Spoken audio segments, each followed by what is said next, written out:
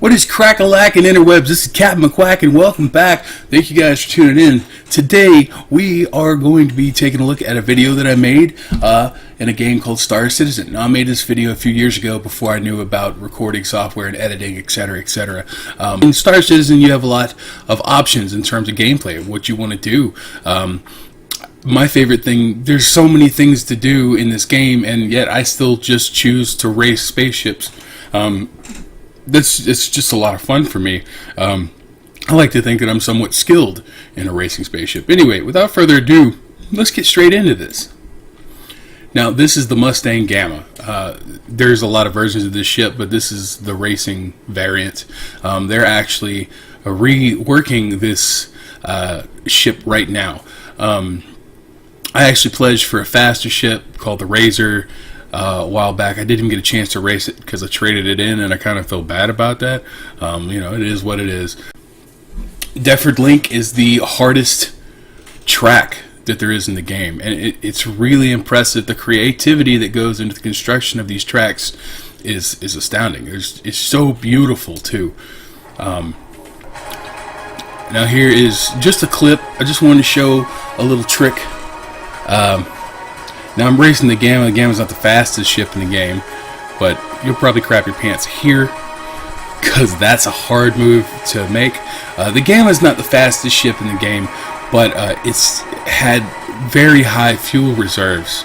I don't know if they fixed it, but the fuel reserves were so high you could pretty much boost indefinitely, which gave you first of all, infinite boost and way more maneuverability. It was a lot easier to fly the ship. Here we go, starting the race, and we come up to the first gate, and I do a sharp L turn. Whoop! Head straight down. You got to be careful not to black out or white out in this game, which is a thing. I hate that. I wish they would remove it because I'd have a lot more fun racing my ship. But that kind of forces you to pick your lines creatively. You have to fly creatively in order to be fast. Now, this particular track is a lot windier. It's a lot longer than I make it look.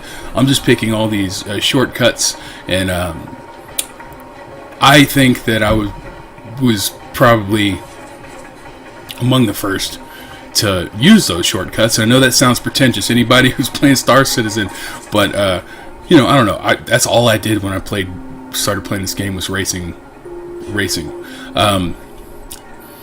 Now, I know that a lot of these lines, there's probably shortcuts I'm missing. There's a lot of dangerous things. There's like antennas sticking out. Those antennas will take you down immediately. There's a lot of obstacles, a lot of hazards. This is a very dangerous spot right here because a lot of people will run into those apartment buildings just outside that gate. And now I've realized if you don't want to black out on a sharp upward or downward turn, all you got to do is turn sideways and take it like that. You won't black out. There's not nearly as much danger of crashing your ship. And coming up this next gate, try to avoid these bridges. I guess that's what they are. Now, sometimes I thread that needle through those antennas. I didn't feel like risking it that time. You got to be real careful. There's all kinds of hazards floating around. Coming up on the upward spiral, reaching the last stretch of this race. Now, there's not a whole lot of lines in this area, but you do have a few options. This is one of them. You can also go over that top floating platform. Now, this next line is pretty difficult. Through the apartment buildings underneath them. There's also another shortcut through the actual apartment buildings, but it's a lot harder to pull off. Another tight L downturn. You want to cut as many corners as you can and reduce your time. Turn as quickly as you can. Here we go towards the last part of the race here. I got a little bit sloppy. Almost read it out, as you can see. Here's the ending gate, and we'll see what my time was. Now, I got 2 minutes, 37 seconds, and 29 milliseconds. That might have been a pretty good time a couple years ago when this video was made. There are faster ships in the game, but for its class, the Gamma has a lot of beef behind it. It really is good for racing. So yeah, guys, that's that video. Star Citizen is a lot of fun. There's a lot of options. You can be a miner. You can mine things, you can smuggle things, you can be a data runner, you can be a medic, you can be a pirate, you can be a bounty hunter, you can work for the UEE, which is basically space cops. You can be a merchant. There's so many options for gameplay. Now, a lot of those mechanics aren't in the game just yet, but they will be. They're coming. You can also be a salvager, and there's salvage ships, and there's a ship for every role. For every purpose in the game that you would choose, there is a ship custom tailored for you. And by the time the game is complete, there's a lot of controversy surrounding this game. When it's done, there should be they gave a number like 100 star systems. And what's really unique about Star Citizen is that each one of these planets that you can go to, each one of these moons that you can go to, there's almost no load times. There's load times going into the game, but while you're playing, you can go seamlessly from space to the surface of a planet.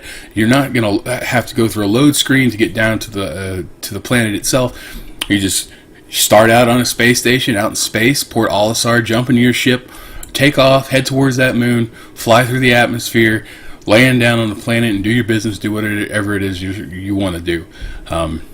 Star Citizen has been in development since I think 2012, and it's more than this. But the last time I checked, they had raised $180 million for the creation of this game. It's all crowdfunded, and they achieve that by allowing you to pledge for certain ships. So if they have a new ship design, of which there's over 100 ships at the moment, they'll have a sale, and if you want to spend what some would consider to be an obscene amount of money on in-game items, you have to understand that it's for the development of the game. It's not going to be that way once the game is finished and completed, but that's how they raise their money. So there's tons of ships, there's tons of options, there's all kinds of accessories and items you can purchase, you can pledge for, and help Star Citizen be all it can be, to be the best it can be. If you're interested in Star Citizen and you want to go down and get a package, you can get a little $45 package. It'll come with an Aurora. It'll come with access to Squadron 42, I think. Oh, I could be wrong there. But Squadron 42 is going to be the campaign version. The Persistent Universe is where you have an open universe and you can just go have a good time. Go shoot people out of the sky or whatever it is you want to do. If you would like to pledge for the game, I would like to ask you guys to use my referral code, star-3x2l-kzrn. And thank you guys for watching. Y'all enjoy it. See you in the verse. If you enjoyed this video, make sure that you hit the like button. If you want to see more of these videos, make sure you subscribe. If you want to know when these videos come out, make sure you hit the notification bell. Thank you guys for tuning in today. It's been a blast. God bless. Captain McQuacken out.